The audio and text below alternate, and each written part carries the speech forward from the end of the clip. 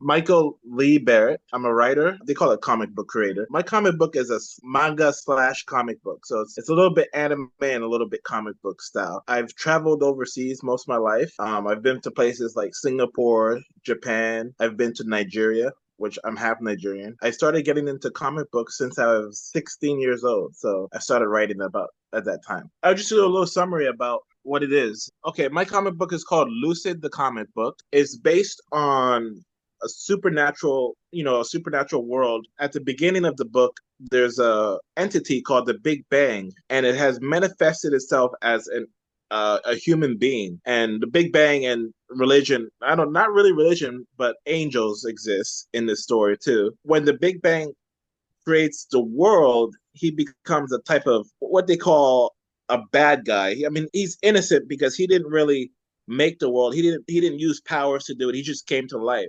Debatable whether he's going to be judged or not by angels and demons and stuff like that, or go to hell or heaven or in the middle. Does it reside with the angels, the Big Bang Theory, and his manifestation of himself? It's really supernatural, and it's got debatable themes. They got all these other magnificent characters. I have one character where he's got fire armor, but that's basically summing up what it's about. It's meant to be a debatable theme about Big Bang, angels, and supernatural creatures. So are you doing the artwork or do you actually pay people to do it? I pay people to do my artwork. I use Fiverr actually. Because I did a children's book, and believe it or not, it was 20 pages, and it took 6 months back and forth with the illustrator. I mean, are they able to kind of develop your vision of what it is, or do you Um give them free reign? yes, I was really surprised with how they could see what I could see at the same time, because I have two different artists, but they've put in 110% out of the, like 50% that I actually thought they would do. Really surprised about that. And for me, I've been working on mine for about a year now, but it's very pricey. Like I said, I found that out with the children's book. It was only 20 pages, but it adds up. For me, I believe it's better when you have a little amount of money, because when you're trying to get something done with a lot of money, it can really you kind of give it away. You're going to expect more too for your money. It's like, Oh, definitely, you know, definitely. hey, I paid you a lot of money. You better get to coloring this thing in.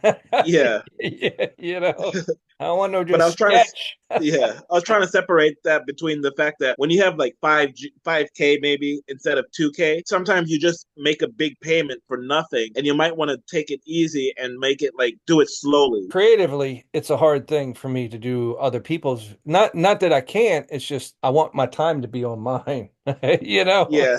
I have so much I want to do, and the one thing that I don't have is time. Is this your first comic book, or how many have you done? This is my first one. I wrote a kind of like a novel before, and I got accepted to some agency, but I never continued with it. I just started to break. I was like, this was when I was about 17, 18. It's been a long time since then, but I've basically been working on the artwork for the last year or so, because I didn't really get deep into this stuff until later on. I waited quite a bit to start working on, but this is my first one. Yes. What are your plans with it? I mean, the only thing I can use right now is social media, what I can get from other people. I've been told it's good to try to seek help from others who are big on social media and stuff like that. A little help in hand can go a long way, and it could do the better for, the most of us who need a little bit of help. I've been a little bit disappointed about the fact that I haven't been seeked out through talent agencies. I don't want to be conceited about my work, but I was thinking, I felt like it's brand new, it's different, it hasn't been done before, and it could really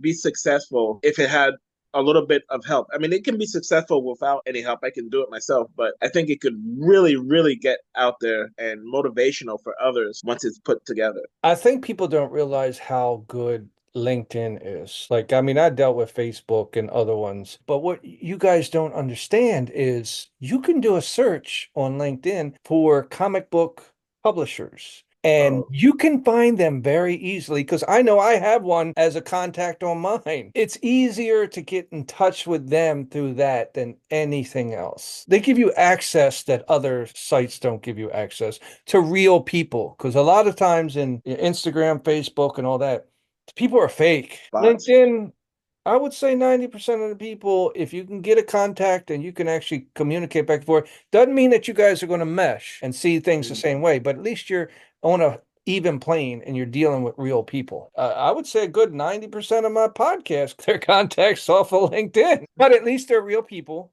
They're real trying Hmm. to get their message out. And so it's not a waste of time because it's a real connection and kind of build up a relationship. That's why I'm doing the podcast is check out my movie, go to my site. But all you're seeing is me promoting that, but you don't know who I am. Us sitting down and Right. talking, now it puts a person behind the Yeah. advertisement. We're always going to be, trust me, I'm the king of spam, dude. I even had Warner Brothers call my house saying stop. I'm the reason that they unsolicited material that's saying exists. Okay. Okay. I At got least you admit it. rejection letters from Spielberg, Leonardo DiCaprio, John Travolta. I go way back. Oh But wow. we're always going to do that. That's just in human Uh-huh. nature of, hey, I'm doing something, please look. And I'm no expert at it, but I'm just saying the connection between real people is really where you're probably going to get your help from. Yeah, I've So had 3 interviews already on here, so I've noticed it's very good. Like I've only been on here about a few months too. it's more real than other places. You know, it's not that Yes. they're not weeding out the bad people. Like I said, I've went and I've deleted all my contacts over the years on LinkedIn, and then I've raised them back all the way up. At one time, I had like almost like 5,000 of them to where I couldn't even get no more. Here's the thing: having a contact that doesn't look at your stuff, it's not really worth having a contact. You know, if you True. don't communicate back and forth, Hmm. really, does it really matter that they're connected to you? So that's why I would go through and asked everybody, "Hey, how you doing? Are you going to check out my movie? Are you still there?" And if I don't hear from them,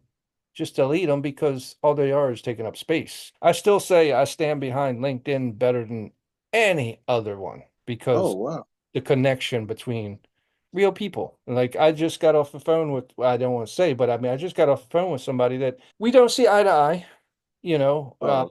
we could probably help each other, but it's Hmm. okay. At least we got to communicate and put our cards on the table. Is this your only thing, or do you have other stories for because you want to keep the comic book going? I have other stories because of the comic book itself. Yes, they're not related. They're not the same. I don't want to do too much because if it doesn't sell, I mean, I kind of have to take a break. If it does, like I think it's gonna do, I would like to continue telling stories and stuff, motivating people. Like me that just constantly makes stuff. I don't take the time of what you're doing of, hey, I'm going to make this and then I'm going to shop it to everybody. At Yes. that time of shopping it, I'll go make five other projects, you know. I mean, Yeah.